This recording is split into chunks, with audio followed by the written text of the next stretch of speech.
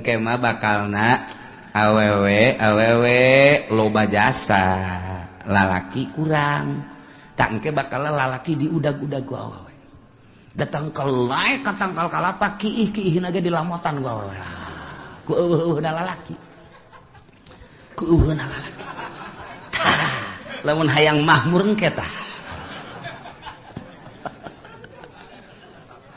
aduh haju deui zina teh ku ari makan masih kena di kamar masih kena di kontrakan eta anu kelas di hadap nu belah ditu da mah tuh di hotel di tempat-tempat anu geus puguh lokasi-lokasina engke mah di sisi jalan kos kotok ieu hayang itu dibuka sleting beres geus eta geus hayang ces beres percis kos kotok bae geus ces beres geus ngan digabungkeun ku Gusti Allah gabung geus moal aya nu anakan moal aya nu anakan geus dibere gabung bae lantaran dikiamatkeun kan moal aya budak leutik nah aya hiji dua ge aya hiji dua saeutik hiji dua paling meureun sadasa hiji nu reuneuh teh geus hese ngandur gabung bae geus teu araranakan ngomongna jelema ku geus lemah-lemahna iman ketika aya nu zina ieu jelema jana zina di dinya ngan ngomong kitu atuh hayang boleh di dinya belah ditu kayak ngan ngomong gitu doang geus teu daya teu upaya geus sebab zina kabehan ngan ngomong da teh kitu hayang belah di dinya atuh ceukna belah ditu ke naon ih eta lalika aing mah geus beres ngomong gitu ditawaran daekeun pan blon eta iyalah bakal terjadi seperti itu. Masya Allah. Allahumma ya qadiyal hajat Allahumma ya munazarah antara Kangjeng Nabi jeung para kufar-kufar Quraisy adu dalil adu argumentasi kekuatan ilmu ternyata kufar-kufar Quraisy teu menge ngalawan Kangjeng Nabi Muhammad sallallahu alaihi wasallam. Di awal dicukcruk ku Kangjeng Nabi disusul ku Kangjeng Nabi tetep jawabanana teu etis. Susul deui ku Kangjeng Nabi jawabanana teu otentik. Susul deui ku Kangjeng Nabi tetep nyana geus teu bisa kukumah. Bahkan ditangtangan ku Kangjeng Nabi tetep nyana teu bisa ojah. Di akhir nurunkeun Al-Qur'an supaya diaku wahyu Allah abeh nyana di akhirat teu bisa ngadalil di hareupeun Gusti Allah Subhanahu wa taala abeh teu bisa ngomong lantaran diturunkeun Al-Qur'an bisi nyana ngomong di hareupeun Allah Taurat mah lain bahasa kami, lain bahasa Arab, Injil lain bahasa kami, lain bahasa Arab. Diturunkan Al-Qur'an. Anzalnahu Qur'anan Arabiyya. Ayo, dekumaha. Geus teu bisa kukumaha. Haju kumaha eta kufar Quraisy iman, tetep teu daek iman. Masya Allah.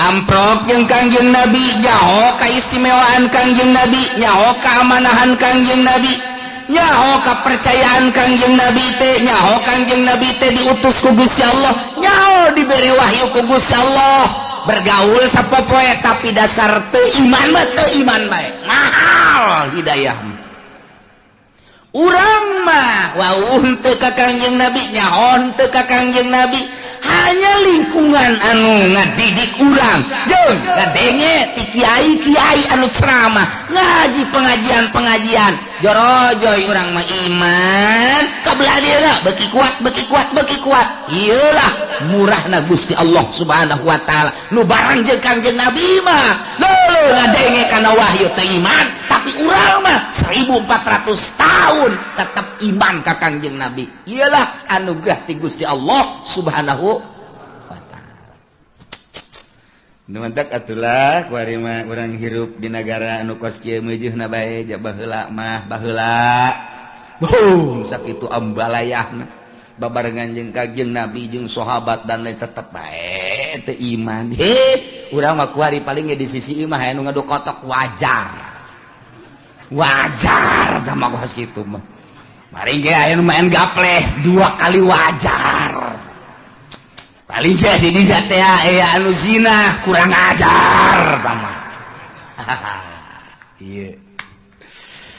Tetep urang hayang rapi, urang hayang salamet, anak pamajikan urang hayang salamet, tatangga urang hayang salamet, babaturan urang hayang salamet, ngementek teureun-teureun wali-wali Allah mah ngadua lain jang sorangan Gusti, salametkeun pamajikan, salametkeun anak incu, salametkeun Gusti dulur-dulur, salametkeun tatangga-tatangga Gusti. Eta manyana keur judi, segala mabok, segala non tamaku nafsuda Gusti. Bere nyana hidayah Gusti salametkeun tang ngadoa teh, ngadoa lain jang sorangan. Urang pan lain kitu Gusti abdi salametkeun adapun eta mah babaturan jongklokeun haba. Oh cak Gusti teh si eta hamba aing Gusti jadi kitu-kitu atuh siapa cak Gusti teh ya. Kulo naju pemilu ka batur tah nu aing cak Allah tuh urang mah teh etis kan. Mentak mun eueuh para wali Allah di Jakarta wallahu a'lam. Mun eueuh wali Allah di Bandung, mun eueuh wali Allah di Banten wallahu a'lam. Untung bae masih kene aya nu sok hudang peuting, hudang ki SD.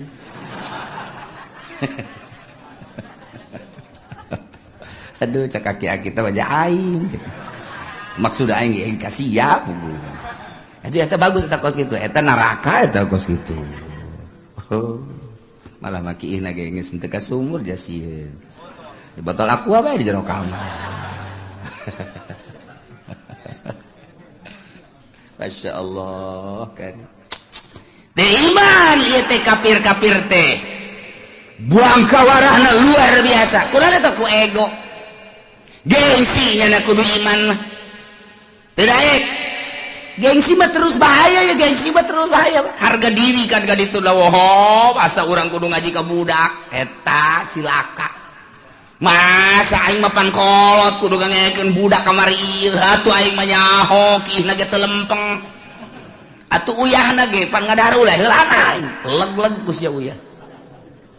Bila perlu dagangkeun Gus ya uyah. Eta ego ngaranna. Ari anu tawadu mah nu tawadu almarhum Ki Ahmad. Hebat jasa ngaji. Datanglah ke Abah Kakarak ngajar ngaji. Ua ngadenge ka maneh di miati sok mingguan. Ya, ua dek nanya masalah. Lamun ua nu menang, sia ngaji ka ua. Lamun ua nu eleh ua ngaji ka sia. Eta kiai kitu ngaran. Jadi beneran tah mah. Nah, hanya masalah hiji, 2, 3, oh datang ka saminggu us beres. Ua eleh. Damyati, ayo ua eleh, geus ua deuk ngaji ka Damyati. Ngan ua mah balagna hayang hikam. Entak eta balagnya tah baheula di mingguan teh ya hikam di Haji Ahmad. Tah etalah kos kitu baheula mah kolot teh kula ge nyaho lamun tas gaji kula budak ieu neuleukeun bae kieu bae dongeng perang jeung Bung Karno dan lain sebagainya. Tah eta ngaranna tawadu nu kos kitu. Bae eleh bae. Kolot ya teh bodoh-bodoh bae. Atuh masalah ngan tawadu nu kos kitu ngaranna. Tah eta aki-aki nu terepaeh teh ya ngaji eta tawadu ngaranna. Temakeun mah bodoh tadina ge teu mondok aja teu ngaji pan cilaka aing menemah lah kolot mah kolot bae ngaji lah tuh eta tawadu nu penting ulah nu handap bae tawadu.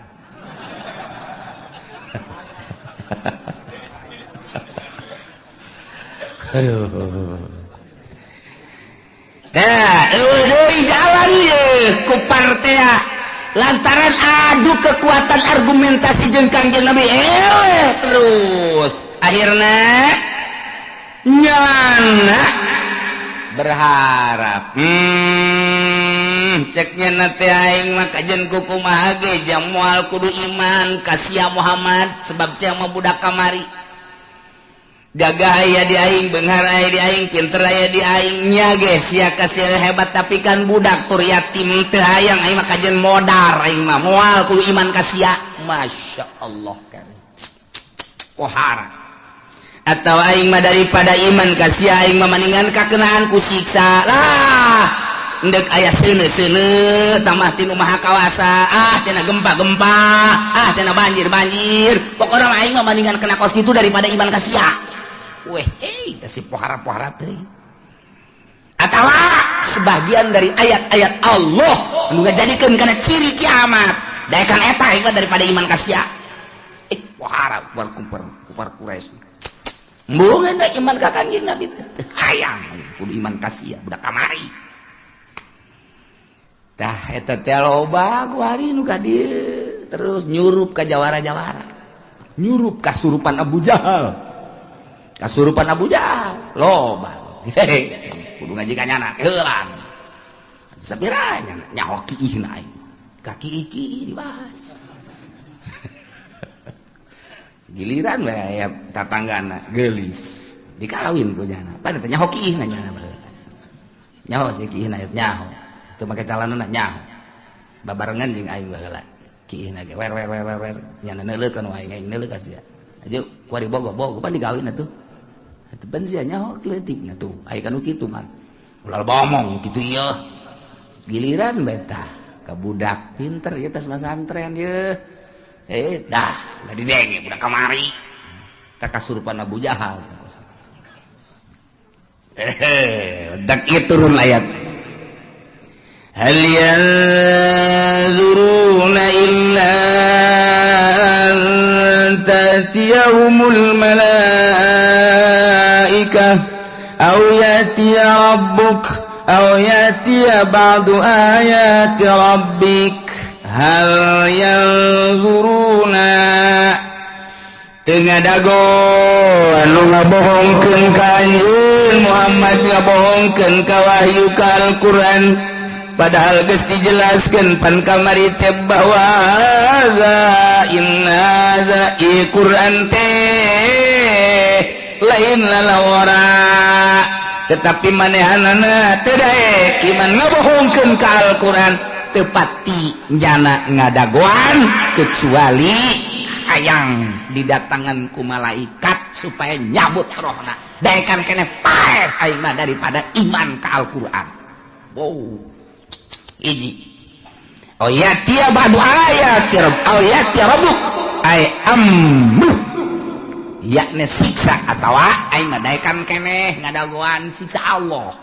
atau siksa pangeran lah daripada iman ke Muhammad iman ke Al-Quran ayangnya atau ayatiya ba'du ayati rabbik datang sebahagian tanda-tanda pangeran anjeun nunuduhkeun kana kiamat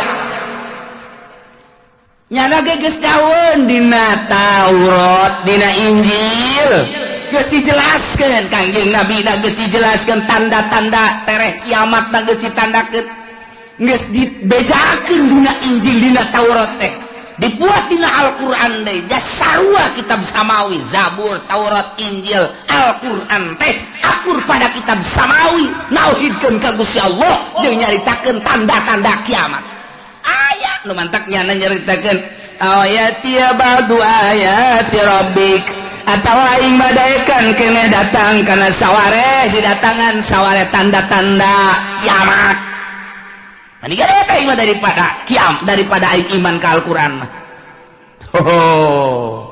aing kitu naon tanda kiamat iyalah yauma yati ba'du ayati rabbika la yanfa'u nafsan imanuha lam takun amanat min qabl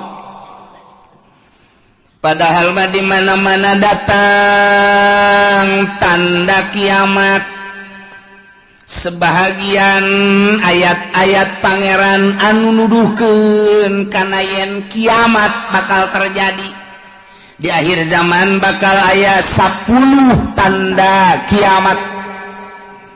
Hiji dajjal, 2 dabah, 3 khasapun bil masyriq, gempa di wetan, khasapun bil maghrib, gempa di kulon, khasapun bi jaziratin, bi jaziratil Arab, ini jelas pak gempa di berbagai benua, benua Asia, benua Eropa, benua Afrika, benua itu Amerika, gempa di mana-mana bakal terjadi. Eta tanda geus tereh deukeut ka kiamat. Ditambah deui jeung dukon aya haseup unggal nagara engke bakalna. Ngan haseup tersebut kan puang gede-gede nama engke di Timur Tengah. Bakal aya haseup kadeuleu ku kabehan geus teu bisa ditahan tama haseup. Unggal nagara ge aya haseup, ngan haseup eta mah pohara dukon eta mah. Datang ke poek sadunia poek ku haseup eta. Ieu tanda geus tereh datang ka kiamat. Tambah deui nomor ka-7 tulu'us samsi min magribiha, muncul panon poe ti kulon. Tambah deui Ya'juj wa Ma'juj ke-8.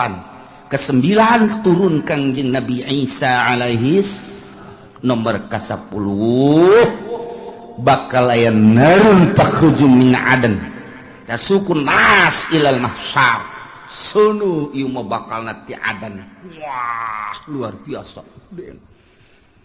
Kuari mah kakarake seuneu fon doang. Fon teh naon kira hartina? Tuh, siamanya hobay kan? Ya osok neuleu meureun. Fon. Ieu dibawa ti negara ka negara terus aya nu nasional aya nu internasional diiring ku kabehan, wah dipuji-puji. Eta teh buatan Yahudi jeung Nasrani ngalambangkeun bahwa seuneu teh sesembahannya baheulana nu kuari diagung-agung dunia nyaho kabeh. Engke mah bakal aya seuneu sadunya kadeuleu ku abehan lain diiring-iring, bahkan ieu mah bakalna seuneu teh ngiringkeun jelema ka mana bae ditutur-tutur geus geus dibalikeun ku Gusti Allah. Masya Allah kan.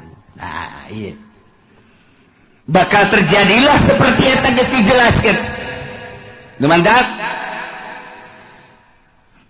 Imam Tabrani nyaritakeun di sanadihi an Nabi Zar gol Nabi sallallahu alaihi wasallam. Kangjeng Nabi nyarita dina hiji poe atadruna aila tazhabu hadhihi syamsu, mane nyaho ka mana ieu panon poe leumpangna. Iza gorobat di mana surup ka mana coba hayo. Qalu cak sahabat-sahabat Allahu wa rasuluhu alam. Gusti Allah sareng Rasul anu maha uning. Cek Kangjeng Nabi inna tadhabu illa mustaqar. Nyana leumpang ka tempat cicingna tahtal arsy di hareupeun aras. Panon poe ta unggal poe asal surup aya di handapeun aras. Tidinya manehanana fatakhir ngejungkel sujud ka Gusti Allah. Unggal poe ta panon poe teh kos kitu bae ta. Unggal poe takhir sajidah fala tazalu kadzalik. Lamun ku Allah encan dititair tapi urang parje balik deui pindah sujud. Eta manehna sujud bersyukur ka Gusti Allah. Cak Allah kudang panon poe. Balik deui ka wetan. Sakumaha biasa. Unggal poe asal datang ka handapeun aras sujud. Cak Allah hudang ayo balik deui kitu beta. Masya Allah teu eureun-eureun datang ka kuari masih keneh kitu bae. Bakal terjadilah engke eta panon poe teh ku Gusti Allah lain titah kana tempat biasana. Fa idza aradallahu ayutli'aha min magribiha abisaha. Ketika Allah nitah ka panon poe titah muncul di kulon diantepkeun heula panon poe teh. Henteu titah hudang ku Gusti Allah teh. Diantep bae. datang ka kebel panon poe kok teu titah tangga-tangga aing kok teu dititah hudang aing cek Gusti Allah kok diantep kieu datang ka nanya panon poe teh ka Gusti Allah ya Rabbi heh pangeran abdi inna masiri ba'id lalakon abdi teh jauh ieu kok diantep kieu kumaha cek Gusti Allah itla'i min haitsu gorobat kuari mah maneh muncul di tempat nu maneh surup muncullah ti kulon kakarak jelema kaget kabeh weh ja bener horeng nu dicarita-caritakeun ku kiai-kiai teh bahwa panon poe teh muncul ti kulon weh bener kuari itu dulu kaget kabehan eta memehna teh poek tilu peuting memeh muncul di kulon panon poe disekep ku Gusti Allah ditahan tilu peuting kanyahoanana ku ahli tahajud nu tahajud Allahu Akbar nu biasa 10 rakaat jam sekian tambah deui ke diakhiri ku witir nya namun maca Quran maca sholawat biasana jam 3:30 terus subuh ramang yang ramang ieu mah jemaat terus bae tapi begitu mata salat subuh poek keneh bae poek keneh kok poek bae terus jam geus menunjukkan jam 12 terus poek keneh bae ahli tahajud geus carang hari tangan aya keneh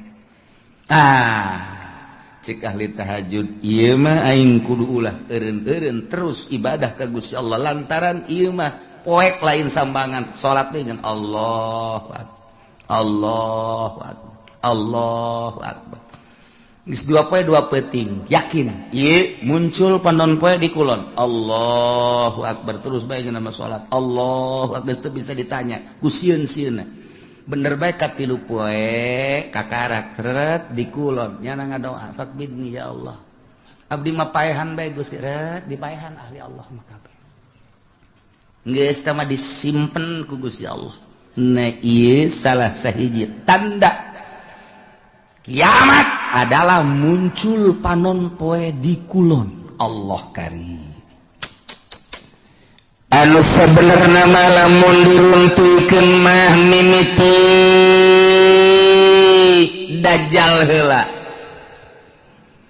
kuari diunggal negara ribut moal eureun-eureun Irak terus-terusan Yaman bakal Iran kitu keneh jadi ancaman Yahudi kemudian atuh kitu Suriah geus teu eureun-eureun Turki kitu keneh diurang ge kuari bintik-bintik geus aya lain lalagaan lantaran ieu henteu berkesinambungan rakyat jeung pejabat sebab geus nyahoan bahwa negara urang dikendalikeun ku Amerika rakyat anu paham mah ieu teh naonan kieu yeunlah berbagai organisasi baik organisasi Islam maupun organisasi non-Muslim dan lain sebagainya untuk membenahi negara tapi tetap bae negara teh lain embungeun dikendalikeun ku Yahudi pan bintik-bintik peperangan kajian kumaha ge jelema anu geus mantep dina Islamna dianggap teroris diperangan bakal kajian kumaha ge pokoknya jala biang terorisna terus teureun organisasi Muhammadiyah jeung NU teu nyaman teu harmonis tambah deui ku HTI teu nyaman teu harmonis tambah deui ku Hurut teu nyaman teu harmonis tambah deui ku FPI teu nyaman teu harmonis padahal mah ngomongna mah kabeh demi kemaslahatan umat matak naon atuh nyana duduk bersama benerkeun ta pamarentah tapi kan teu bisa lantaran dikendalikeun ku Emrik mah bisa geus kajian kumaha ge ieu mah geus lalakon kos ieu baja kuari ge presidenna teh geus nyaho aya teh dipilih ku ahli teh pemilihan geus aya si eta kok bisa kos kos itu bae pengendalian mah nah engke kan mulai riwuh-riwuh organisasi jeung organisasi terus mulai ayeuna ka parlemen terus iya ribut lah pasti baik ribut engke nyabelah rakyat jeung pemerintah. Sebab pemerintah dikendalikan ku Yahudi, tidak berdiri sendiri. Rakyat embung dikendalikan ku Yahudi atau ku Amerika. Timbullah engke bakalna tentara bagi dua, polisi bagi dua, ribut pasti di negara. Irak model kos gitu, Iran model kos gitu, Suriah model kos gitu. Nu kuari eukeur bae, Mesir, Suriah seperti gitulah. Yo wayang Amerikana teh disetujuan ieu teh ku rakyat. Rakyat teh hayang nyieun sorangan nu mandiri. Kemudian geus aya di dieu boga lalakon. Ieu Amerika, nyieun jelema, ribut lah. Rakyat bagi dua, polisi bagi dua, ABRI bagi dua. Mesir model kos gitu. Suriah model kos gitu. Ya, kuari pemilihan di Irak teh lantaran ieu teh buatan Amerika, rakyat embung, bom sing jelembur. Suriah kitu kene, ieu kami mah hayang ieu isulah ke urang. Kieulah. Sementara isu nu datang ka urang, informasina geus teu murni, sulit. Lantaran Gus Dur lagi seueuh nusuk mere informasi murni. Kuari dikendalikeun ku batur hanya 25% nu datang ka urang informasi teu baber. Hese nyarita urang. Ribut nyahona urang mah silih tembak di Suriah, silih tembak di Irak. Engke bakal ke Indonesia seperti itu. Moal henteu ieu mah bakal jasa, buakal jasa. Matak nu kolot mah geus bae eta mah untung jasa. Untung kunaon cenah Kiai? Moal perang nya ka berupa teh heula. Untung. Can bogo itu. Bakal. Henteu bisa henteu bakal kajian kuku mah jasa sebab naon? Sebab kabehan ge di luhur teh geus teu bisa dibenerkeun. Teu bisa dibenerkeun.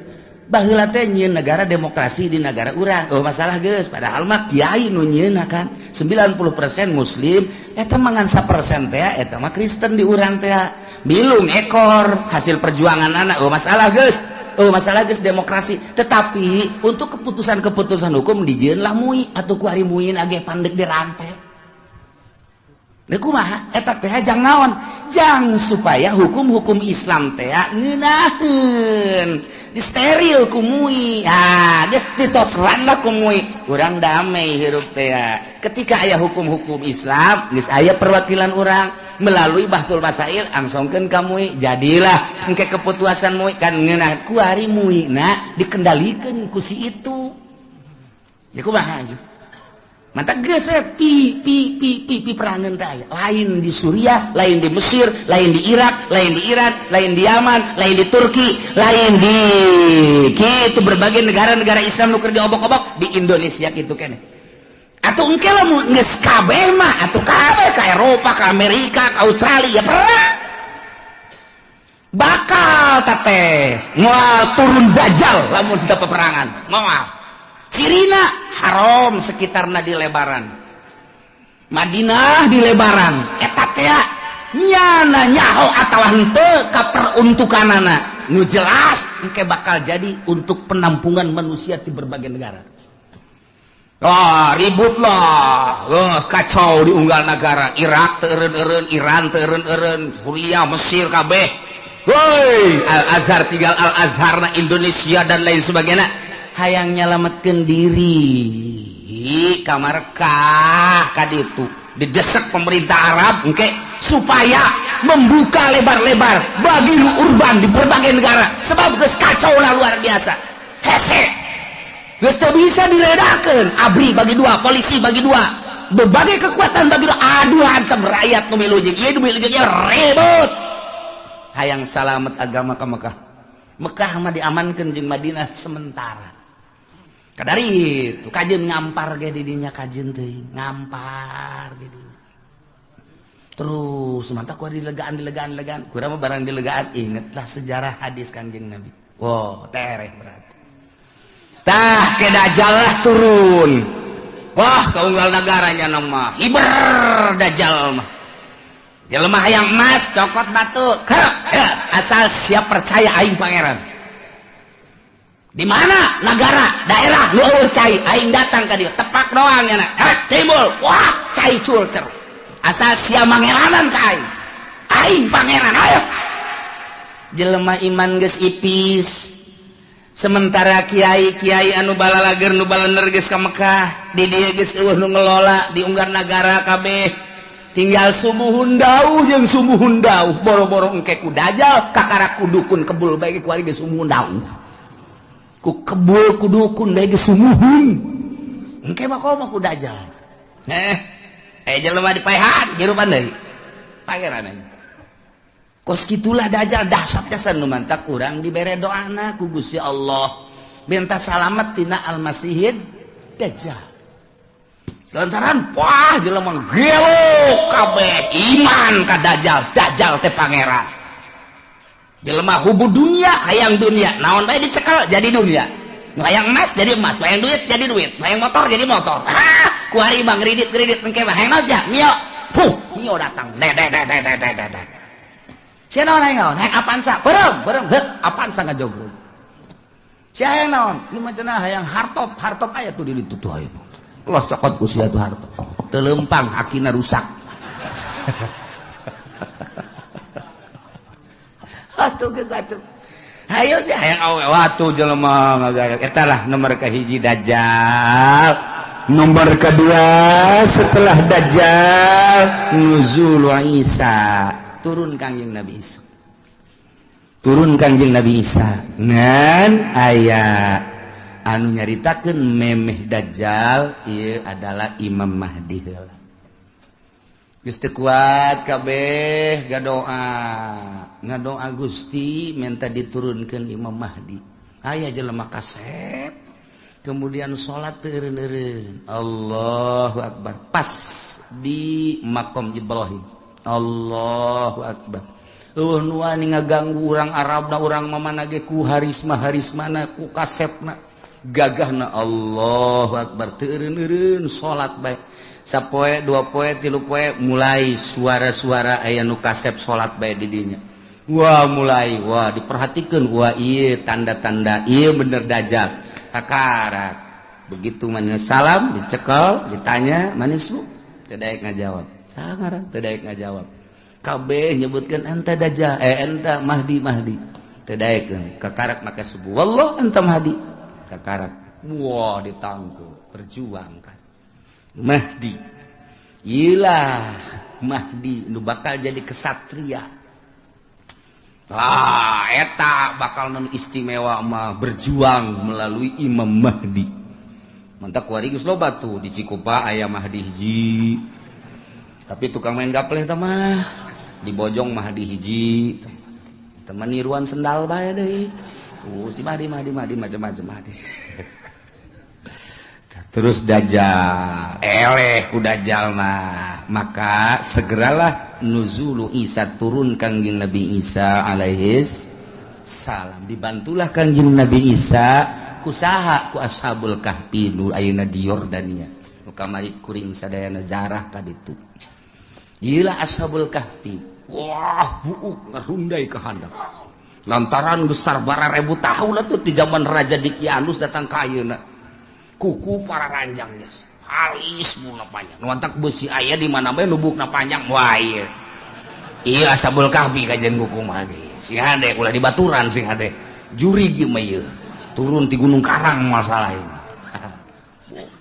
gararaga muksal bina tamlikho zunwanus martunus saribunus palyastatiunus ngirta ieu tentara-tentara Allah anu bakal bareng jeung kangjeng Nabi Isa alaihis dajjal diudang ku kangjeng Nabi Isa umpat ka mana dia udang terus eleh lah ku kangjeng Nabi Isa kangjeng Nabi Isa dakwah di dunia Masya Allah istimewa jasa terus kangjeng Nabi Isa dakwah saha nu nyaritakeun bahwa kula pangeran batil bohong goblok cak kangjeng Nabi Isa kula mah sakadar utusan Allah mata kurang lamun nyaritakeun kos kitu teh jelas kurang kuari pangeranan mantak pada tahun 300 sekian musyawarah konsili disebutna mun baheula konsili mun di urang mah muktamar para penggede begitu muktamar ngejelaskeun ieu teh untuk memutuskan apa Isa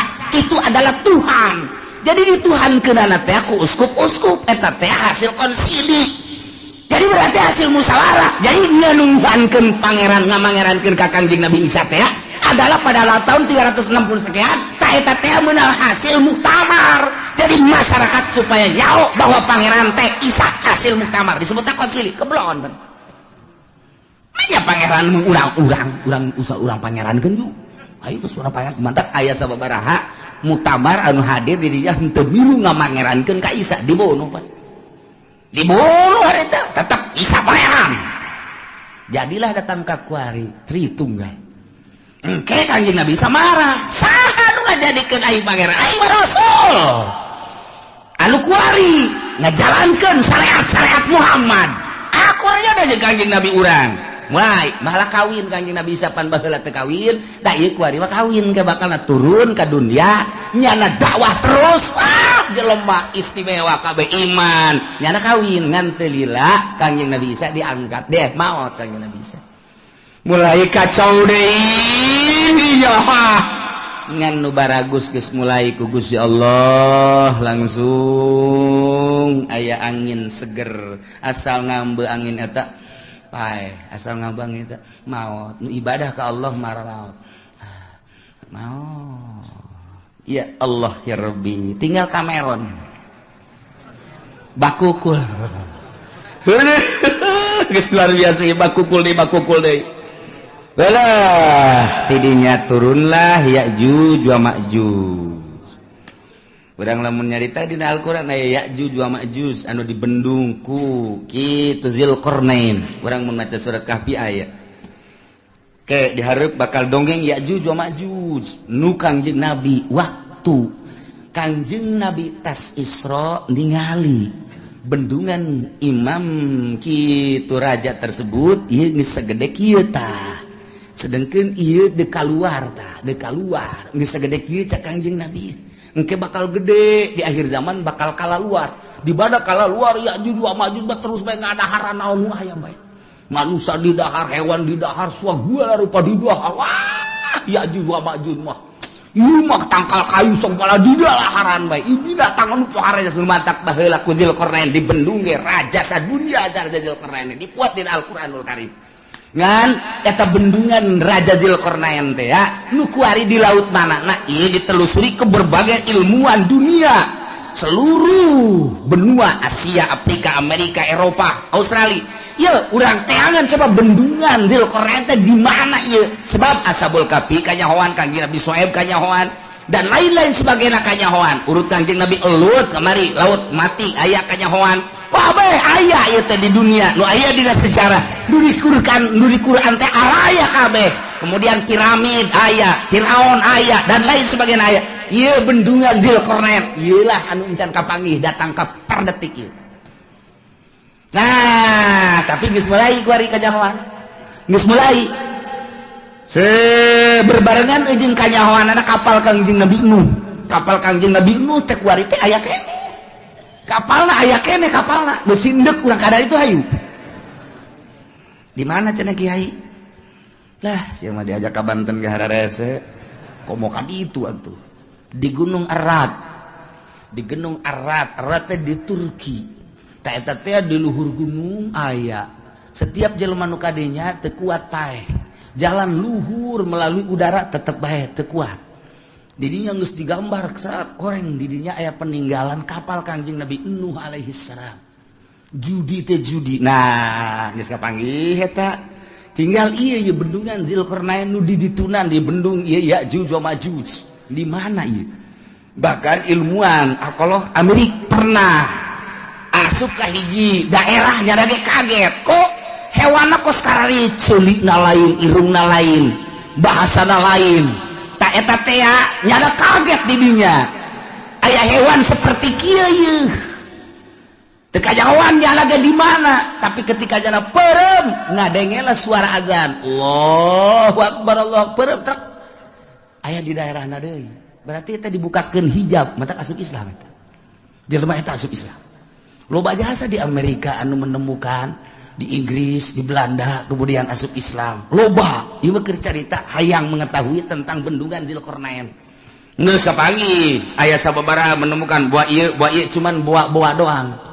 ketika ayah seseorang anu menemukan hewan seperti itu apa iya Ya'juj wa Ma'juj teh, maka manehanna ngadenge suara azan kemudian bentak geus lain di dinya deui. Tah eta teh negara-negara kos kitu teh loba urang ge.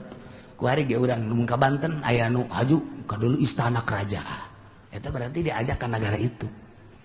Kamari aya deui nu liwat ka dinya bae. Oh, aya kerajaan di daerah dia diketos bae kerajaan ketos. Raja jurig newo-newo meureun tah. Jawab. Ieu da ieu urang kan kuari. Ieu teh kuari urang teh aya 3 dimensi urang cicing di dieu. Urang dimensi zahir kuari, zahir kadeuleu ieu.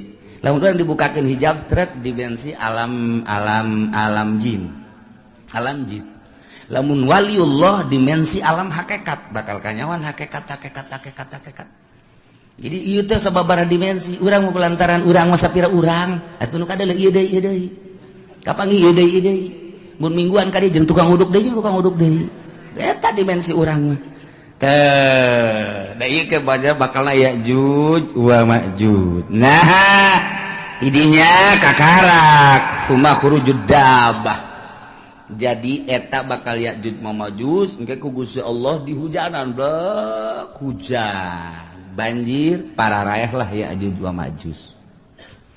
Tinggal manusia-manusia anu nyilib araraeh loba keneh di dunia teh. Dabah teh ya hewan eta nya nama letikan ti himar, hampir sarua jeung himar begal. Cilina rancung biasangan nya nama mau patlot, mau pulpen leungeunna. Nulisan jelema tarang ditulisan mukmin kafir. Geus teu bisa kukumaha nu katulis kafir wae.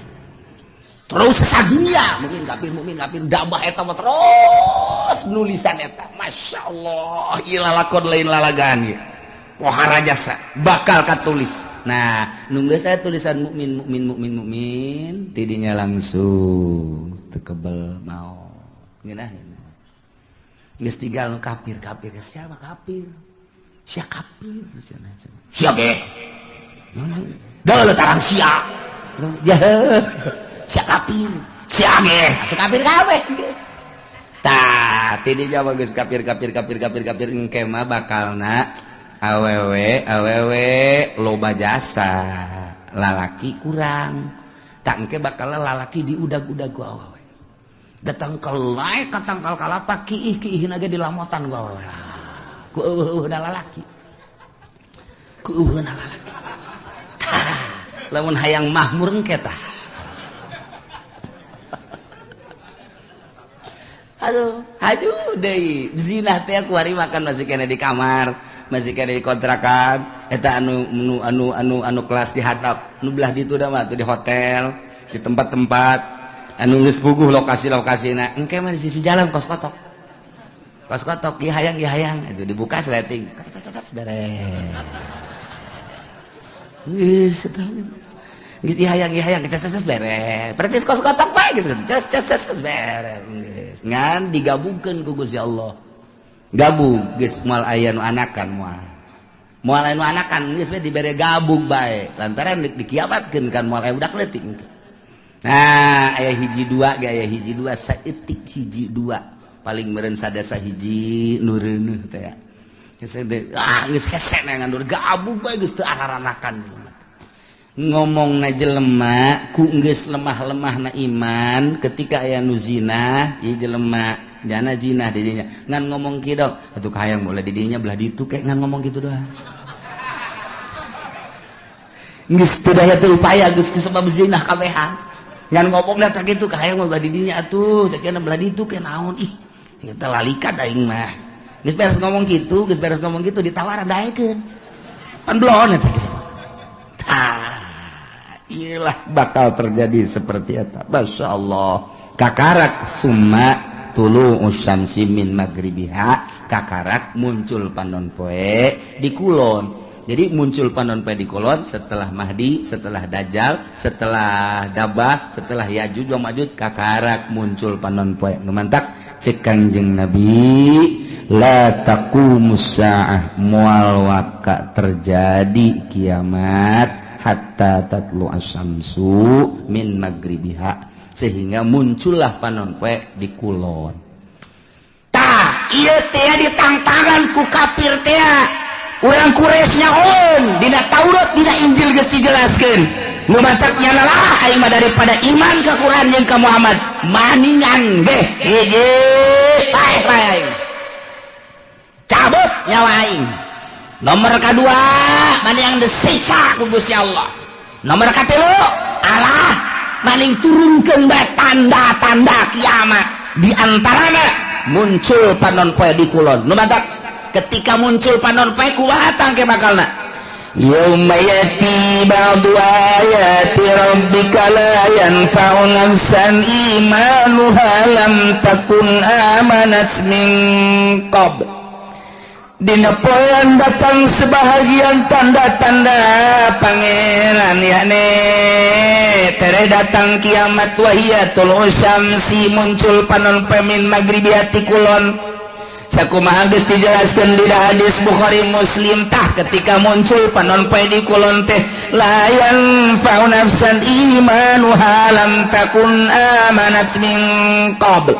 Allah mangpaat kawak-kawakan kahiji jelema ka sahabat imanuha imanna lam takul amanat min qabl anu manehanana encan iman memeh eta mah geus begitu muncul panon poe di kulon nyana can iman haji nyana nyao ieu teh tanda kiamat berarti bener kiamat teh nyana iman geus tutup pintu si gotaka teu mangpaat samasakan jujung kelan nyana asyhadu an la ilaha illallah wa asyhadu anna muhammadar rasul geus tutup tamang geus tutup bae bukan asal muncul panon poe di kulon geus tutup syahadat tinggal syahadat zikir tinggal zikir jelema kabeh bakal neangan masjid kege tandana masjid eta adalah hiji aya kubahan dua aya menarahan tilu aya tihangan masjid mah nu matak pake tihang bae tanda masjid adalah tihang engke di akhir zaman ditareangan eta ngan geus ese neangan masjid geus areueuh lantaran dibongkaran model di urang ge kuari keur dibangun masjid di berbagai negara di berbagai daerah di berbagai sudut dibangun lantaran masih keneh nyaman jeung aman nu ibadah loba keneh di akhir coba engke namun terus dikendalikeun ku Amerika nu jadi gubernur Jakarta kuari Ahok lamun aya Jokowi naik Ahok kafir tidak menutup kemungkinan engke Serang bupatina kafir Pandeglang bupatina kafir lamun di Jakarta Ahok engke di Serang si Cenglu oh di Pandeglang si Tegwan ayo si Tangerang si siang-siang melingseng guys udah beres kabeh ayo sia mangkaning ge bae tuh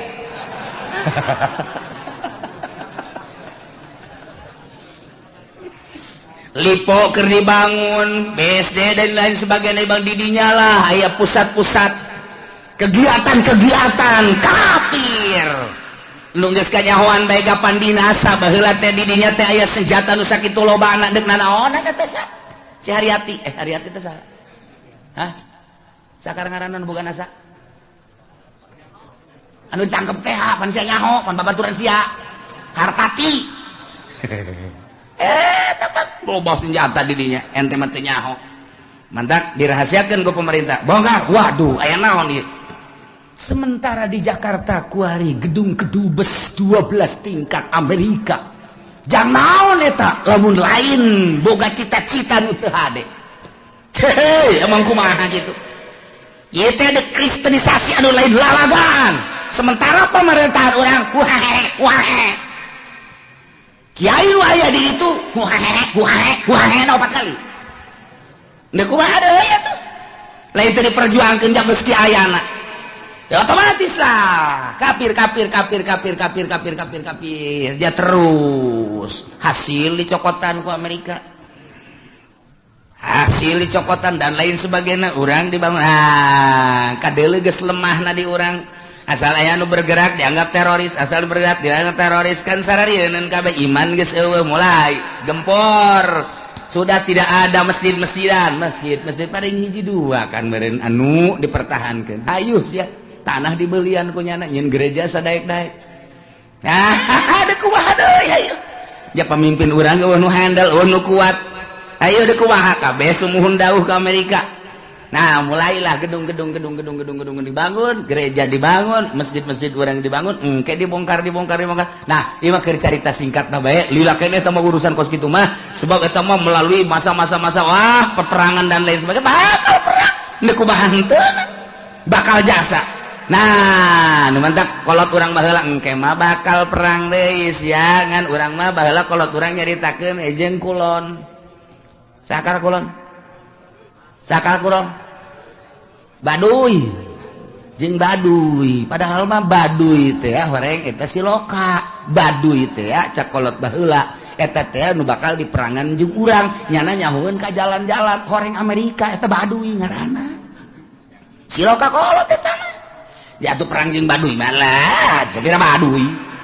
Nah tuh horenganan cak kolot baheula tuh mau Baduy terus kau nggak lembur nulian jalan orang dongeng menjeng kolot kos gitu engke bakal orang diperangan waduh Baduy ngusahaun horeng Amerika ku ari teh geus boga satelitnya na urang leumpang ka mana we ngising ka mana we geus kanyahoan satelit Amerika teh geus kieu bae nang haye sia jepeni deuk ka mana lompat sia haye ditembak sia ku aing ngan cak Amerika moal ditembak paeh ti heula ge satelit geus kieu bae hayo coba urang gambaran letikna boga urang internet deh hayang nyaho daerah anu trek pencet asal nyaho bae urang blokna pencet jaheueuh pencet jaheueuh pencet jaheueuh salah mencet waduh sempak sial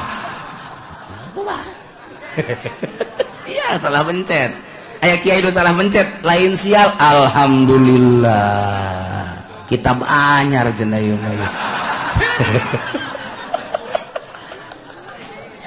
aduh, Masya Allah aya dinya merekna Kiai Haji Google waduh bener Masya Allah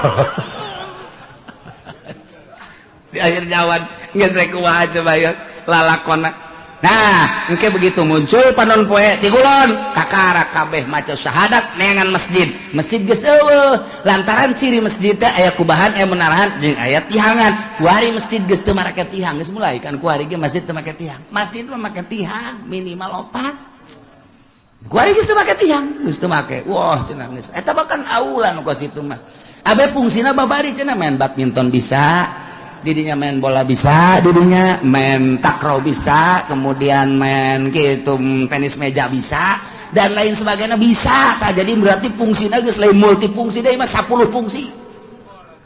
Tuh, eta lah. Geus esen yang masjid syahadat tinggal syahadat. Nah, la yanfa'u nafsan imanuha lam takun amanat min qabl. Teu aya paedah.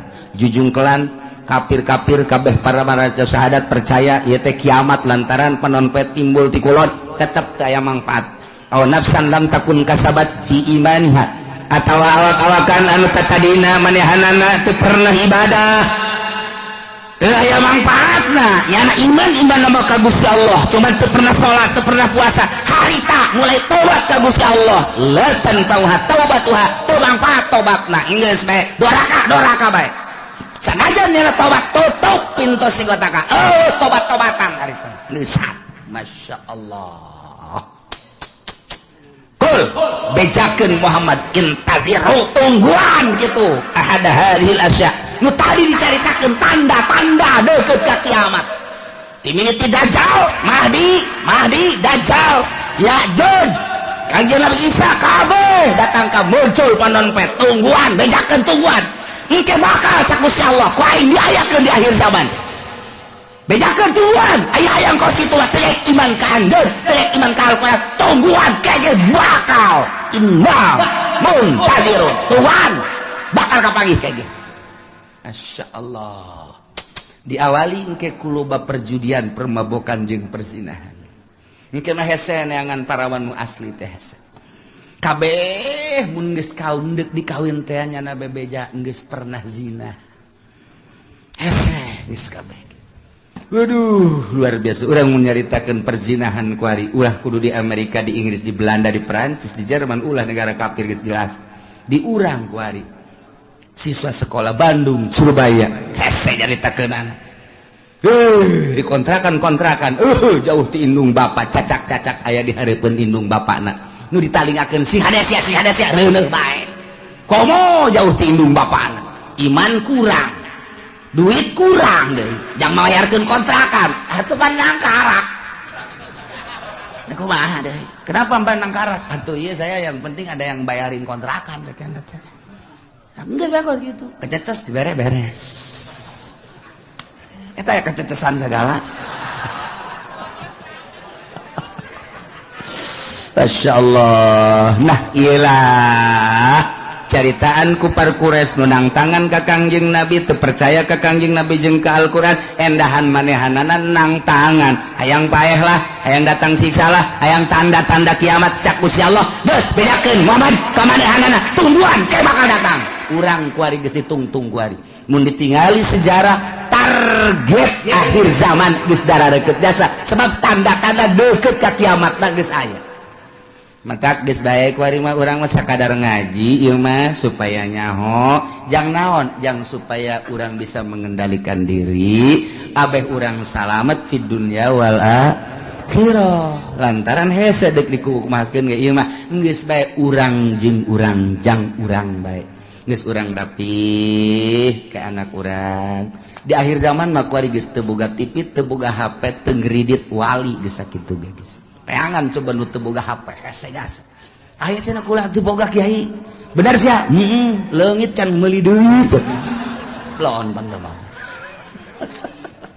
teu timbul ti nurani atuh kiai bae boga HP da 3 kiai nu hiji diceuli nu hiji diceuli nu hiji diirung laon bantak kiai atau komo pedagang atuh masyaallah eta mah terserah ieu mah keur nyaritakeun karusakan nu warokna mana na ieulah urang ngaji supaya nyaho horenganan karusakan teh geus darareukeut jasa urang salametkeun diri urang eueuh nu leuwih karunya ka diri urang iwal ti diri urang salametkeun diri urang pamajikan urang anak urang urang luruskeun menuju Allah Subhanahu wa ta'ala urang teh pan aya 2 malaikat disebutna malaikat hafadzah katuhu aya dikenca aya ke asal maghrib asar nu ieu naik ke turun jang nu peuting disip sarua malaikat ke disip aya sip 2 nya da ge sarua oh malaikat peuting malaikat berang-berang ya taqabuna silih ganti nu berang-berang nu peuting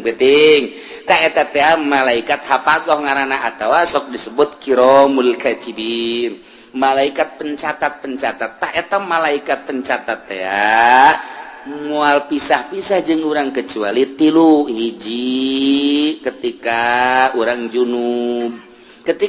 junub malaikat hafadzah atau kiramul katibin ngajauhan urang sebab kaambeuna hangru awak urang mun urang junub mantak urang lamun hayang dibarengan sanajan urang kitu junub wudu nggak masalah tuduh abeh malaikat tetap aya di urang nomor kedua ketika goit ketika urang ngising malaikat embungeun cekeuna aing membungkan tempat bau-bau kos gitu malaikat lain parantina tuh aing mah embungnya nungguan di tukang di luar kalamun urang geus beres ngising nak karak nomor katilu ketika urang jima jeung pamajikan ketika orang jima jeung pamajikan nyana mundur sebab nyana membungeun kos kitu embung aing mah kos kitu mah urusan sia teh kos kitu mah wah beres ta eta malaikat bungeun nah disalian eta terus bae jeung urang naon bae dicatet ta ieu mentak istahyu cek Kangjeng Nabi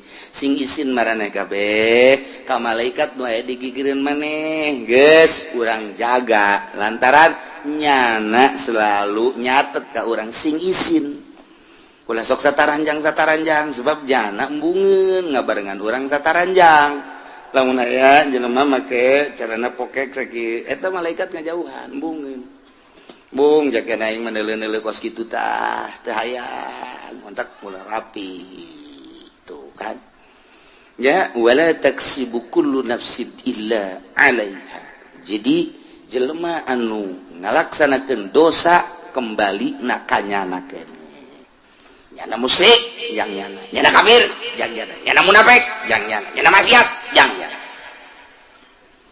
wala taziru wizra ukhra wa la taziru waziratu wizra ukhra wala taziru mual bisa nanggung nafsu nawakawakan waziratun anu berdosa wizra ukhra kana dosa nu sejen boro-boro nanggung nu batur pugununya naga setengah eugeg dosanya dosa urang teu bisa dosa urang ditanggung kunyana boro-boro dosa atuh cangkilang di urang ge ku ari urang dek Mekah rebo urang babawaan tas gede geus puguh di kabin kemudian atuh tas letik aya 2 kemudian tas paspor di dieu hiji beubeulian segala kapal segala naon boh rebo sakumaha tas balik di Vietnam balik di Mekah tah ieu teh babawaan nu katuhu aya nu kenca aya nu digantungkeun di dieu aya boro-boro endek ngabantuan nu sejen puguh nu nyana ge teu kabawa tak ieu keur carita babawaan di dunia di dunia teu bisa atau aya jelema manggul ini sakintal nu urang sakintal di pangmanggulkeun deuk kumaha manggulna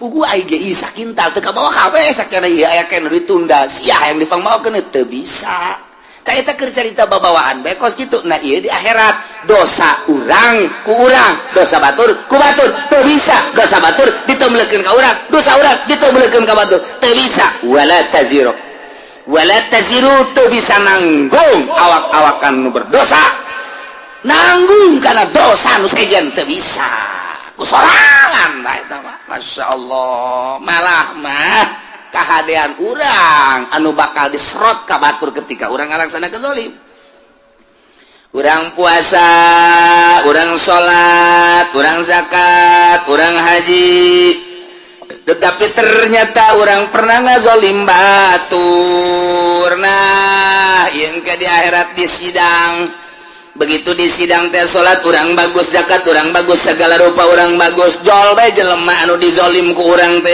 neluh misalna urang nampiling misalna urang najong misalna urang ngomong atau urang nyaga caprak di hareupeun batur datang ka batur teu ngeunaheun atawa modal pamarentah aya jelema ieu boga bangunan di dieu kemudian atuh ieu teh kena planning pemerintah tanpa diganti gaet bae pemerintah zolim ngaranna eta kan zolim nu kitu ngaranna kata orang boga taneuh kemudian dicokot ku batur tah ieu tah zolim ngaranna urangna puasa urangna salat urangna zakat tapi aya taneuh batur dicokot ku urang sia sing hade di akhirat timbang begitu ditimbang bagus joh jelema malaikat ya kumaha eta amalna bagus alhamdulillah bagus ieu tinggal ka sorga bae deuleu buku nu hijina periksa nah aya catatan zalim oh bener taneuh abdi direbut ku nyana ieu hak abdi wawarisan ti abah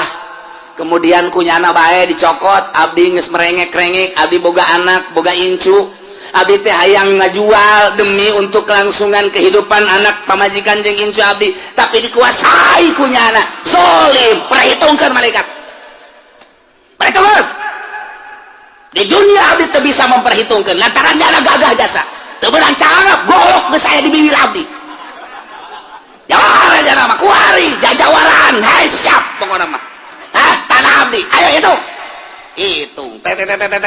jadi kumaha tuh perhitungkeun kumaha miskin aya kumaha waduh ieu mah kadzaliman ieu nah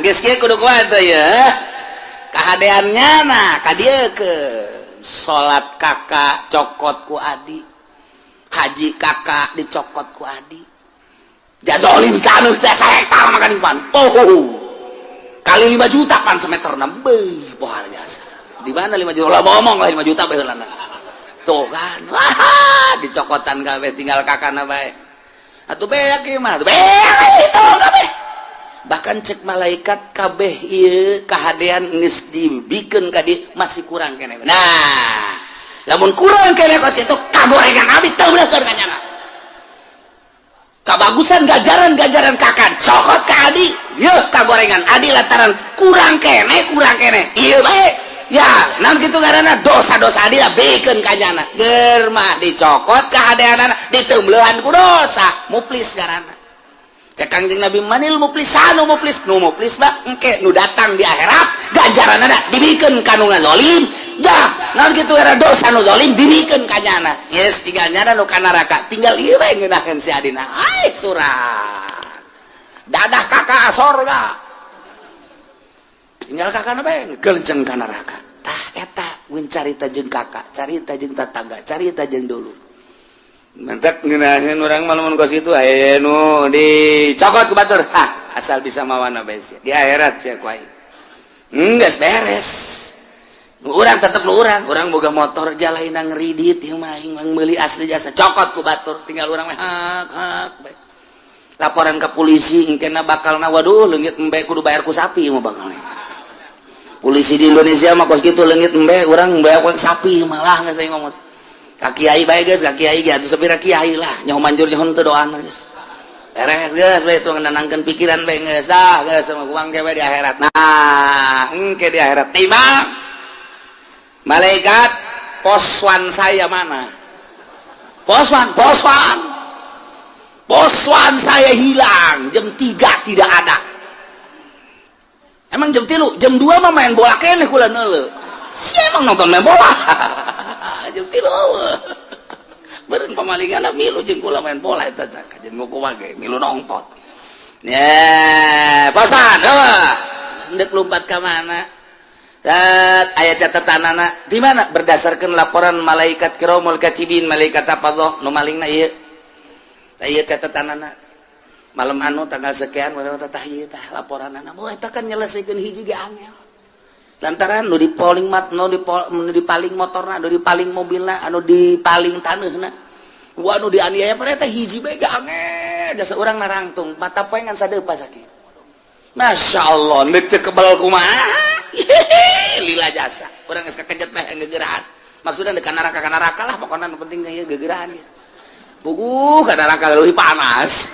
tah eta ayo geura tele hiji jelema bae ge pohara jasa nah ieu mane maling motor yang geus teu bisa ngahelak deui jauh sungut mah teu ngomong nu ngomong leungeun al yauma nakhtimu ala afahim wa tukallimuna aydihim wa tashhadu arjuluhum bima kanu sibun leungeun ngomong saya yang bawa kunci T-nya ngomong tah ieu curug saya yang motrek aduh geus teu kumaha cak suku kula nu leumpakna aduh aja cak babaturanna kula nu ngadorongna atuh geus ieu mah teu ngomong lamun sungut ngomong moal anggeus-anggeus rame atuh jeung malaikat disalah-salahkeun malaikat mentak dikunci subut plak beres teu ngomong al yauma nakhtimu ala afwahihim wa tukallimuna aydihim nu ngomong leungeun arjuhum suku wabeh bima kanu yaksibu naon nu kunyana dipigawe ngomong kabeh ya Allah nah iyalah wala taziru wazratu wizra ukhra ha summa ila rabbikum marji'ukum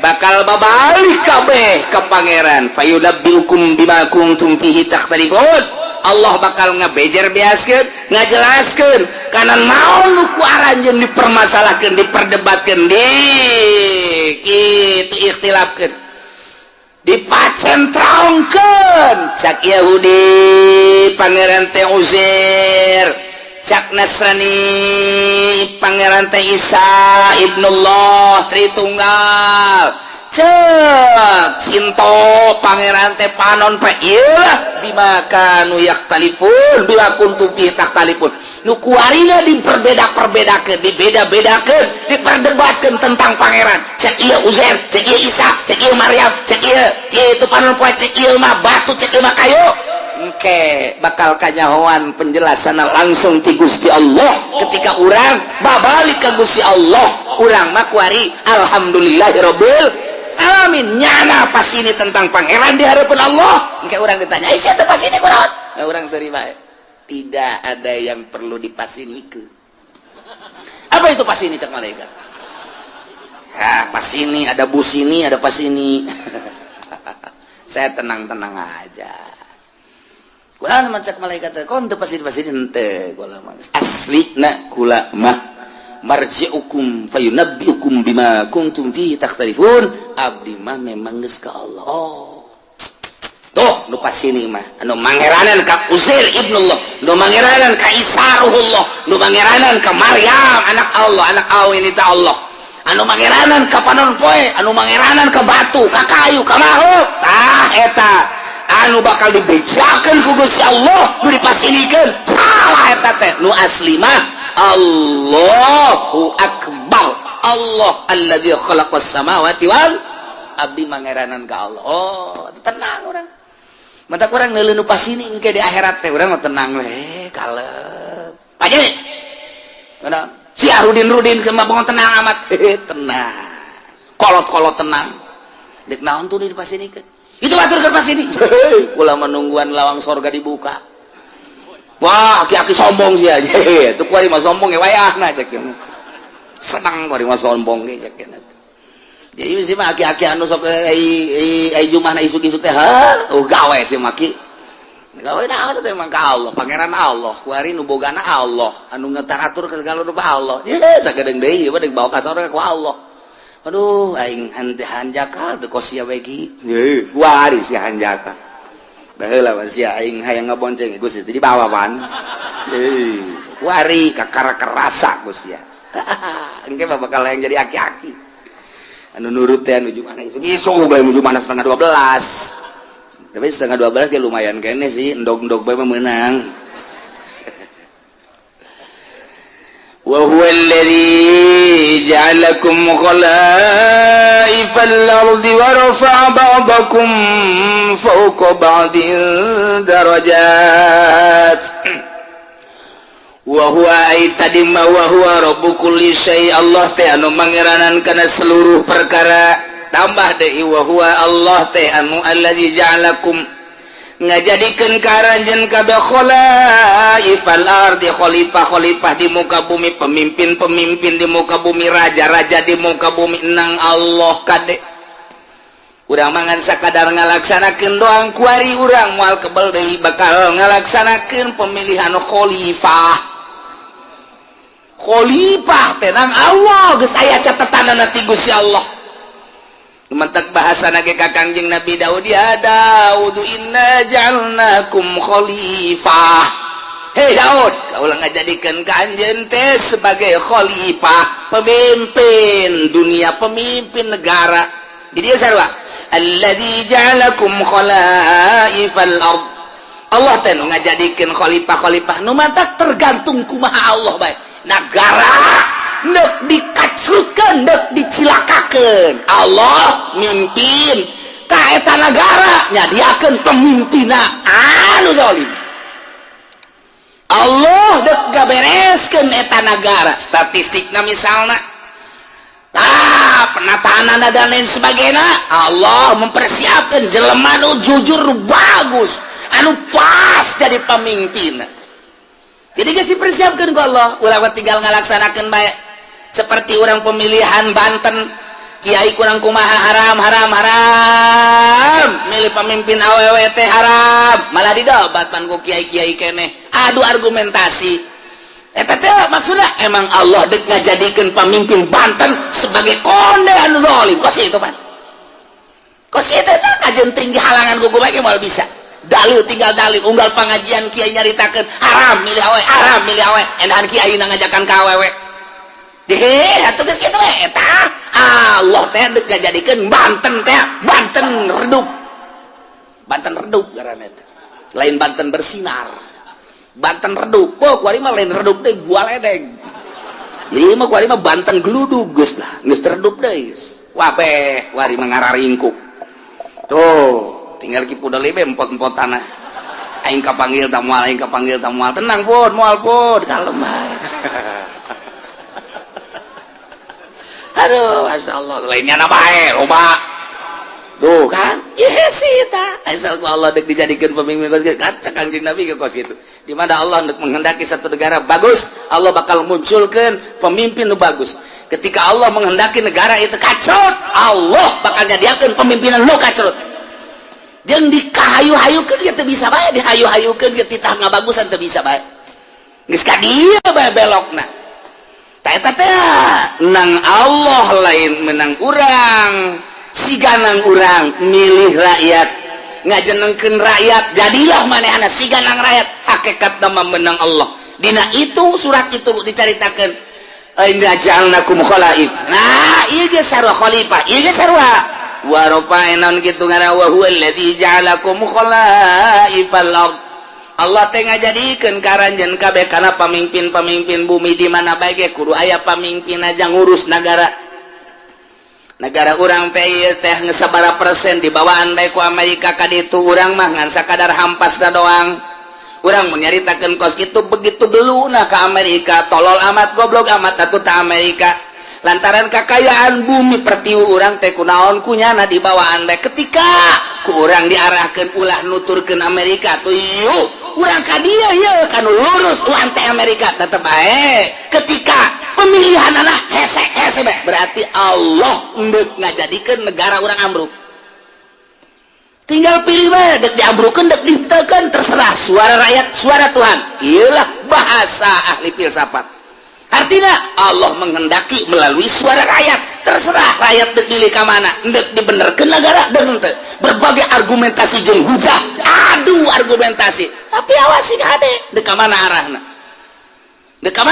sing hade nah ieu negara urang ieu teh perlu pemimpin Allah bakal ngajadikeun diserahkeun ka urang pemilihanana walaupun hakikatna memenang Allah wa huwallazi ja'alakum khalaifal ard Allah nu ngajadikeun khalifah apakah Prabowo nu bakal jadi apakah ieu teh Jokowi nu bakal jadi apakah memang jurig salian ti eta nu bakal jadi teh jawaban urang teh dua nu keur adu kekuatan nama sanu nyaho ke aya jurig muncul bae aya calingan teh urang lamun anu pro Prabowo ngaistimewakeun Prabowo dalilna loba urang anu milih Jokowi pro Jokowi dalilna loba hese kos kitu mah lantaran ngarasa boga kepentingan sehingga kabeh ka Jokowi lantaran nyana mah kepentinganana hana semet beuteung doang nyana teu memiliki negara Indonesia aing mah penting mah hirup beuteung aing jembluk beres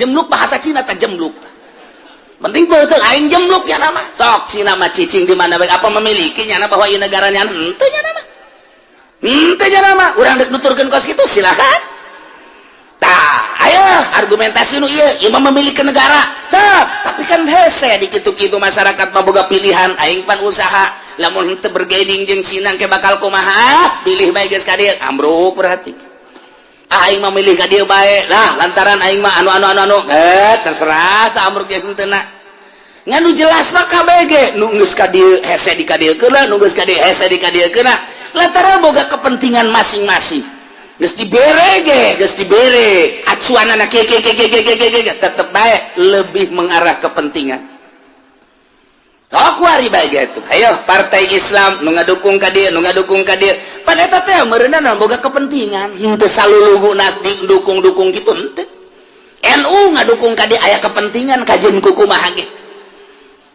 aya kepentingan kajeun kukumaha ge jadi berarti kahijab anu ngadukung ka dieu aya kepentingan kahijab tai kepentingan ieulah anu ku urang dek dibersihan teh dina ilmu thariqah mah mun dek ibadah carita mun dek ibadah satungtung aya kepentingan di luar Allah cilaka eta teh nu hese ge nu mentak ditanya Tuan Syabdul Qadir Tuan anu istimewa si kumaha ibadah istirahatkeun abdi pugu geus istirahat awak mah gampang tondo istirahat mata sare cali geus terlalu loba ngadengekeun kitu suara-suara istirahatkeun ku urang bisa sare bisa ka gunung bisa ka leuweung awak lantaran terus-terusan bae urang bekerja capek istirahatkeun ku urang mungkin istirahat di puncak di Indonesia mah di Bali misalnya ka Singapura misal istirahat gampang tah kos kitu mah cek Imam cek Tuan Syabdul Qadir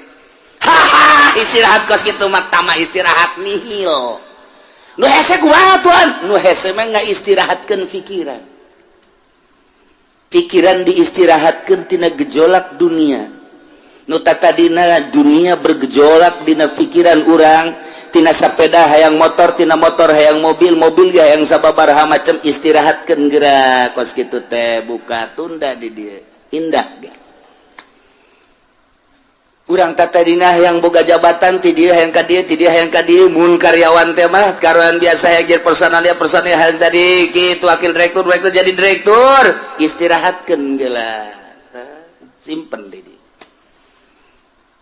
segala rupa istirahatkeun urusan duniawi istirahatkeun ka Allah keun hiji kumaha carana tuan carana gampang nuku urang diangan-angan nuku urang dipikir-pikir soal dunia eta teh fana rusak bakal ditinggalkeun urang bakal ninggalkeun dah imak nyana ninggalkeun urang ti heula wa imak urang ninggalkeun ti heula nu jelas mah kabeh ge rusak disebutna fana masa sih urang ngudag-ngudag nu rusak nu bakal ditinggalkeun maningat ge urang ngudag-ngudag anu bako pikiran orang kanu maha bako Allah subhanahu wa ta'ala awalun bilam tidak wa akhirun bilam tiasok lempengkeun geura ka Gusti Allah angan-angan piceun timpen di dinya tah istirahat eta nu hese mah istirahat mata mah reup hees istirahat ceuli mah gampang malah istirahat mata mah bari ngaji ge loba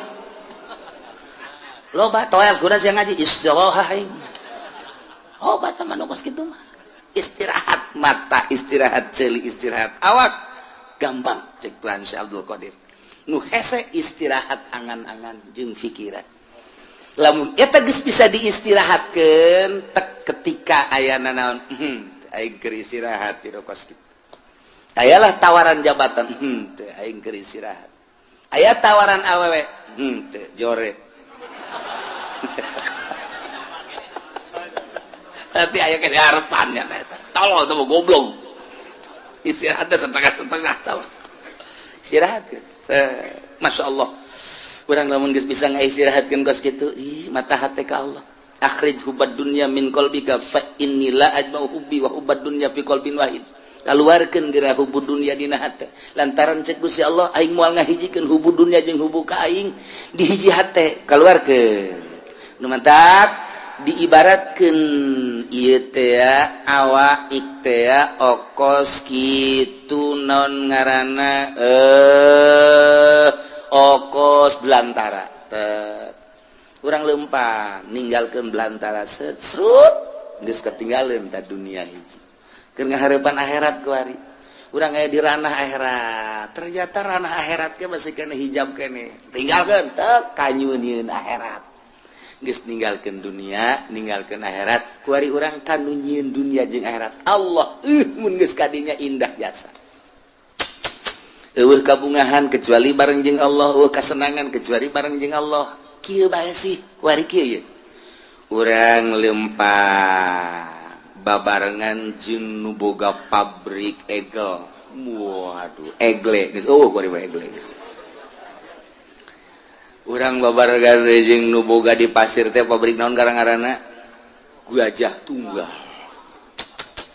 urang ka Jakarta ka Bandung bareng merasa bangga sebab naon ieu nu di sisi urang teh nu boga Gajah Tunggal dek ka restoran mana tinggal dek ka hotel mana tinggal reup dek hiburan nu mana tinggal daek sebabnya nalah nu sugih menanggulangi urang aya satu kebanggaan nu hayang bangga woi pohara jasa atau urang babarengan jeung nu boga lipo dunia san urang bae kabeh ngontrak aing doang pohara jasa eta keur carita dunia bae urang nu hobi jabatan gila jabatan bareng urang jeung bupati satu kebanggaan kiai nu babarengan jeung bupati teh ngarokona ge geus lain wah eta jelema overdosis eta overload eta aduh kabeh kadeulean ku batur aing kiai keur bareng jeung bupati bangga jasa naek nyana jeung menteri dua ngarokon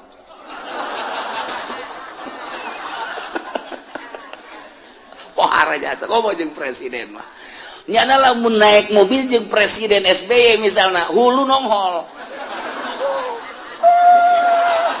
dekat tabrak henteu pokona mah geus kitu bae eta mah satu kebanggaan atuh cak polisi ge we ieu geus make nguing-nguing ieu make patwal geus kudu kitu teu ya patwal mah aing mah kana kadeuleum tolol teh jelema eta satu kebanggaan turun deh jeung presiden eta dunia tah mah urang mah kuari bangga jeung nu nyieun langit bumi katutna jeung Allah masya Allah karim anu sugih papadana anu gagah papadana beunghar papadana anu sagala-galana tandingna kok teu bangga sih jeung Allah masya Allah matak hanya wali-wali Allah lah anu seuri sorangan sebab ngarasa indah duaan jeung Allah senyum sorangan bunga jeung Allah batur mah boga mobil riweuh rusak kudu ka bengkel bensinan tetap sekirus Lexus tinggal Lexus baby band tinggal baby band mogok bae kajen kukuman tapi urang mah jeung Allah ketika babarengan jeung Allah geus teu kudu naik mobil Lexus baby band kanon gitu ngaran mobil-mobil mewah teu kudu hayang ka mana sih cak Allah teh abdi mah hayang ka Mekah hayang leumpang apa hayang ibarat kumaha Gusti beton ngalengka bae itu tah dideuketkeun kan lawa eta Baitullah keur ngalengka jeung Allah mah babarias ya Allah mobil geus nilaian kapal nilaian naon sebab teu kudu ngabensolan teu kudu ngabensinan teu kudu ieu mah deukeut jasa dibere ilmu toy geus datang Mekah kuari yang mah deui cak Allah hayang balik ka Indonesia neuk naon tuh rindu ka anak tolol sia mah pan keur jeung aing si rindu ka anak ka pamajikan meureun ya kitulah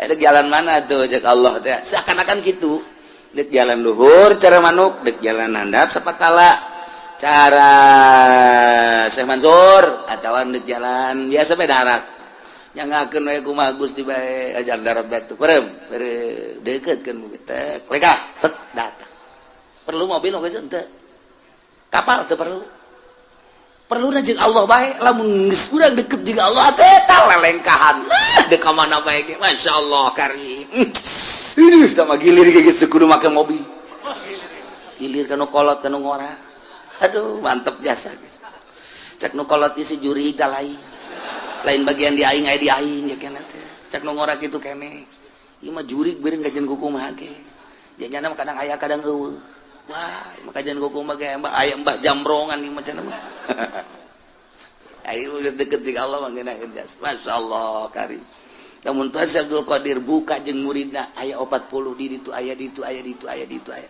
bisa kos kitu teh Gusti Maha sagala-galana ya Allah tinggal urang kadeukeutkeun Allah deket jeung Allah miceunnan dunia tah nah matak cek tadi ge istirahat mata gampang istirahat ceuli gampang istirahat awak mudah nihil tah kos kitu mah istirahat angan-angan jeung pikiran nu lain ka Allah istirahatkeun mun eta geus bisa mantep mantep orang dakwah ka Gusti Allah ngajak melalui Al-Qur'an hadis ketika aya nu mawakeun proposal tidak saya sedang istirahat mabur sia ka ditu leutik istirahat ke aya nu mere mobil ti gubernur aya ieu mobil hadiah ti gubernur kok mere hadiah lantaran nyana geus ngarasa kadukung jeung kadoakeun aing istirahat tina pemberian ti pamarentah bawa ka ditu Gusti teu hayang aing istirahatkeun pinu kitu karak pol ka Gusti Allah gimbir jelema okos jelema tapi lain okos lain jelema tapi jelema sebenarnya saha sih nyananya eta istirahat tidak geus kitu tah lamun urang geus bisa ka istirahat berutan Tuan Abdul Qadir istirahat angan-angan istirahat pemikiran selain Allah karak cekas ujianna eueuhna naon nah balikan deui Allah teh allazi ja'alakum khalaifal ard anu ngajadikeun karanjeun kabeh di muka bumi sebagai khalifah penggede pemimpin raja-raja khalifu badukum ba'don fiha ngagantian nu geus digantian aya ngagantian man badau berarti mimpinnya sebagian kana sebagian deui wa rafa ba'dakum fawqa ba'din darajat jeung Gusti Allah teh anu ngangkat ke sebagian aranjeun fawqa ba'din di luhureun sebagian deui darajatin kana harta diangkat ku Gusti Allah teh darajat dan nu ieu diangkat nu ieu diturunkeun nu ieu diangkat nu ieu diturunkeun deui nu mantap ku Gusti Allah teh dibere darajat aya jelema nu dibere kasep aya jelema nu dibere jore aya jelema dibere sugih aya jelema dibere fakir aya jelema dibere mulya aya jelema dibere rendah aya jelema dibere pinter jelema dibere bodoh aya jelema dibere kuat nu hiji deui dibere lemah ieu kabeh lain berarti nandakeun lemahna Allah justru Allah merekos kitu teh horenganan liyabluwakum fima atakum maksudna Allah mere darajat sebahagian kana sebahagian deui teh ieu teh liyabluwakum maksudna dicoba fima atakum nu dibikeun ku Gusti Allah ka anjeunna di dieu maksiat apa tuh Zaid tadi nama susah agar susah manehna terus dagang make boronjong masih kene aktif ngaji aktif sholat bahkan jeung rawatib-rawatibna penting bada magribna masih kene tadarus lantaran teu sibuk ku urusan dunia bada isana ge aya pengajian di mushola nyana masih kene milu terus balik ka imah nyana istirahat penting sempat kene tahajud bahkan bari wiridan sholawat jeung sajabana eta teh hirup sederhana bagus cik Gusti Allah nyana ngan sakadar ka pasar balik deui ka pasar balik deui kuari banyana teh dibere ku Gusti Allah cik kuaring ciadek dibere coba berubah apa henteu warisanana warisan ti kolotna teh kajual nyana boga kuari duit 500 juta nyin ruko rumah dan kontrakan salah tuh ya geus kitu bae pokona mah toko aya rumah aya dan lain sebagainya ngaroko nu tadina kalo kuari gudang garam sarua jeung PNS gudang garam ge ganti Samsu kurang mantep lisong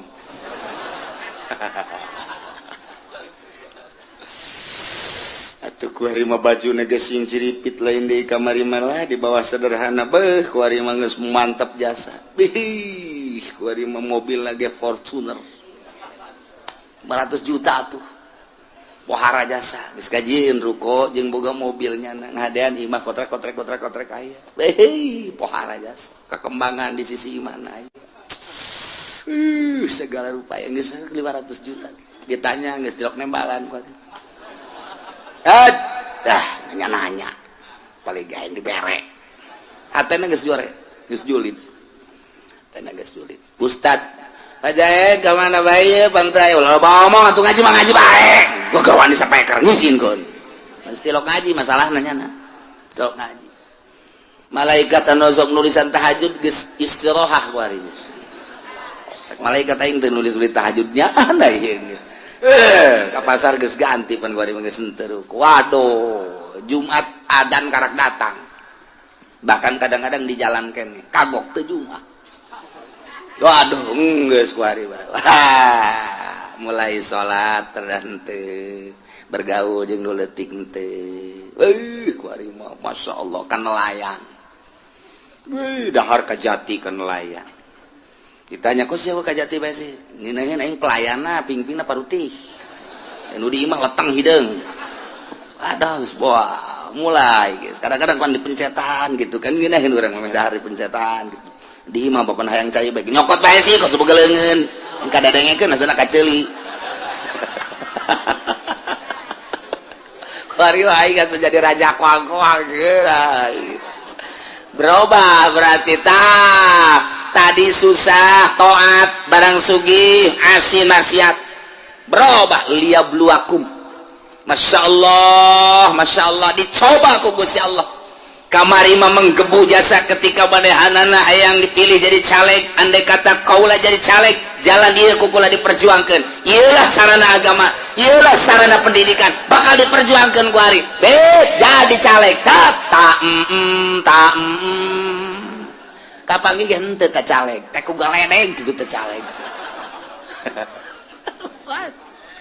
dicoba liyabluwakum ngeuk dicoba ya kamari mah kerja di santri kene masyaallah nyata teh masyarakat luar biasa indah jasa kadeuleunana mah jasa dahar ge pohara jasa lah ditetep doang di luhurna lauk tembang mantep kadeuleuna sakitu jeung tembang doang ge jeung jengkol bae jeung aya bae cabe dirinya dirames di dieu sambelna ge henteu digocoden teu geus langsung bae nya mah ieu ta multidimensi sungut teh nya bari nyambel di dieu bae geus tapi barang tas daharna waduh kesangan nuduha kaburu ngaji kaburu salat kaburu jeung masyarakat jeung babaturan yang keur susah barang jadi kiai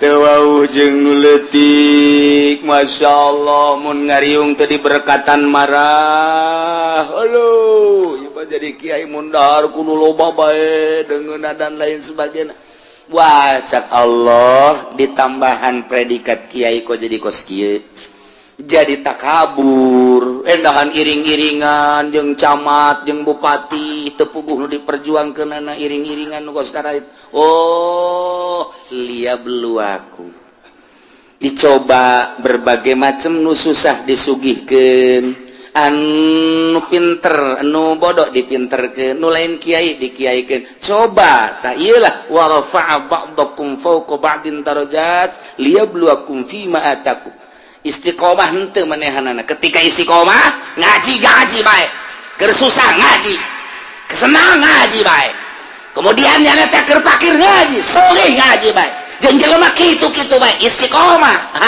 berarti ieu mantep ieu dicobana ku Gusti Allah toat-toat bae dah keur teu boga mah pikiran zakat aing barang engget-engget ya ibadah naon kitu ngaran aya ta dunia ya zakat barang sugih jasa poho zakat liyabluwakum masyaallah mentak fluktuatif ku Gusti Allah teh naik turun kadang orang dibere susah kadang sugih ieu diperhatikeun ku Allah dicoba susah sia kos kitu ibadah sugih sia kos kitu ibadah kos kumaha coba yuk nah kuari sehat keur sehat sia pohara jasa keur gering coba kumaha keur sehat kumaha keur gering kumaha keur ai keur sehat tilok Allah-Allahan ai keur gering Allah-Allahan barangnya na berbaring di rumah sakit Allah eta sanu ngobrol bae awaskeun aing kaganggu zikir aing Allah ulah ngarobrol bae dinya kitu bejakeun aing keur zikir Allah cak anakna abah ieu keur sehat bae tilok Allah ulah loba ngomong atuh sia ulah loba ngomong sia nyinggung ka aing goblok cak anak nangeunaan ngadenge abah kuari mah keur muriang mah Allah-Allahan bae bah maningan muriang bae sia sia naonan ka emak ge bager ka emak abah keur sehat mah beak dicak-cak didangkak po dicarekan bae kula nu sedihna mah barang muriang mah masih ka mana ulah kena ka mana gitu ampura tangeunahna sada kula abah mah maning ulah cager-cagernya dicoba ku Gusti Allah barang dek sehat teh rada sehat deui kuari masih ka mana tuh cak lagi mending ulah cager abah mah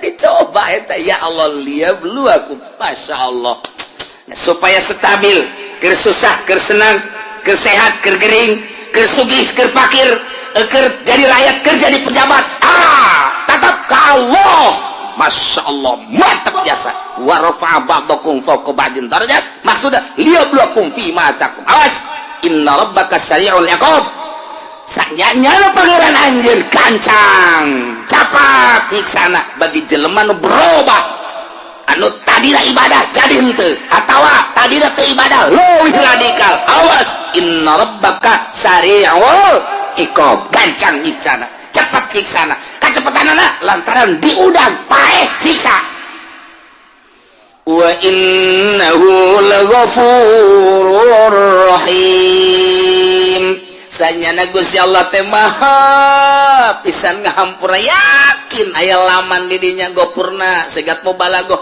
yakin jasa Allah teh maha hampura jeung maha welas asih lantaran manehanna nama dipakai ibadah bae ka Gusti Allah susah teu bogana naon ibadah barang bogana naon hartana dipakai ibadah bae senang pakai ibadah, ekernya na lemah ibadah baik, kuat ibadah, kerja di rakyat jadi ibadah, kerja di pejabat jadi ibadah baik. Nah ibadah disadiakan, wa innahu laghafurur rahim. Jadi engke kadituna hasil cobaan anak ku Gusti Allah, anu taat bakal dibere Ghafurur Rahim sorga, anu maksiat bakal dibere sari'ul iqab. Hasil cobaan Allah bakal seperti itu. Tinggal urang kuari nu dicobana, baheula keur susah kuari keur senang, beda henteu aing ieu.